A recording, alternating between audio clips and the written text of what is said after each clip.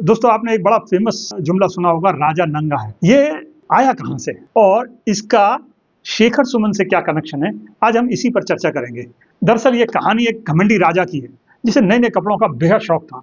एक बार उसके दरबार में दो ठग पहुंच गए और उससे बोले कि उनके पास एक ऐसा जादुई कपड़ा है जो सिर्फ अक्लमंद लोगों को दिखाई देगा। राजा बहुत खुश, ये तो बड़ी कमाल की बात है। उसने अपने दरबारियों से कहा कि जरा एक बार इस कपड़े की जांच करके बताओ कि ये सच में है या नहीं। दरबारी भी डरे हुए थे और जानते थे कि राजा का मूड और मिजाज क्या है। तो थोड़ी देर बाद जांच करके कपड़े के बारे में बात करके ठगों से वो लौट कर आए और बोले, राजा जी कपड़ा तो बहुत शानदार है और आप पर बहुत जचेगा। और राजा उनकी बात मानकर वो आभासी कपड़ा पहनकर शहर में चल निकला। हकीकत यह थी कि वो कोई कपड़ा पहने हुए ही नहीं था। तभी रास्ते से गुजरा होगा कि कुछ दूर पर एक छोटा बच्चा चिल्लाकर बोला, अरे राजा तो नंगा है।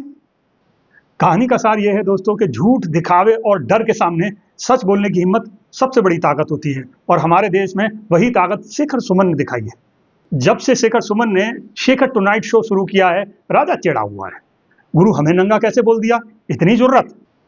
अब उसने शेखर टुनाइट के प्रोड्यूसर धर्मेश संगानी पर ईडी से छापा डलवा दिया, यानी ना रहेगा बांस न बजेगी बांसुरी।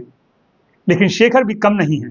जिस दिन छापा पड़ा उसी दिन नया एपिसोड यूट्यूब पर अपलोड कर दिया। देखा जाए तो इस वक्त देश में सब कुछ किसी ना किसी के भरोसे चल रहा है।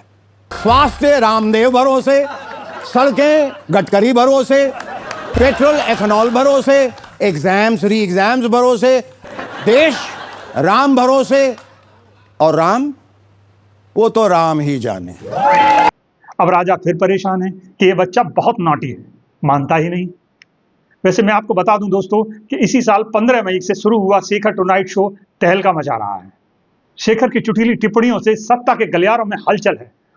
उनकी हंसी ने सरकार के पेट में दर्द कर दिया है। ऐसा कहने वाले भी बहुत हैं कि छापा इसीलिए पड़ा। शेखर थोड़े मनमौजी भी हैं, पंगा ले ही लेते हैं और यह उनका पहला शो नहीं है। 1997 में उन्होंने एक बेहद फेमस शो किया था, मूवर्स एंड शेकर्स, जिसमें बड़े बड़े सेलिब्रिटी उनके शो का हिस्सा हुआ करते थे। साल बदल गए लेकिन शेखर का अंदाज बिल्कुल नहीं बदला।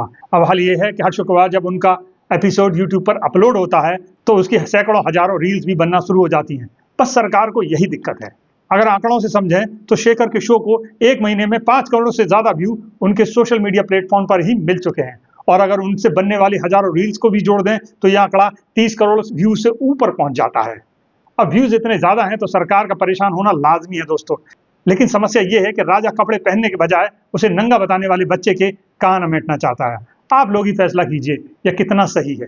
वैसे लोकतंत्र में आप दिन दहाड़े सांसद चोरी कर लेते हैं और अगर कोई बच्चा भीड़ के बीच से निकलकर चिकोटी काट ले तो आप गुस्सा जाते हैं। वाह जी वाह, क्या बात है। नमस्कार दोस्तों, मैं अफसर अहमद।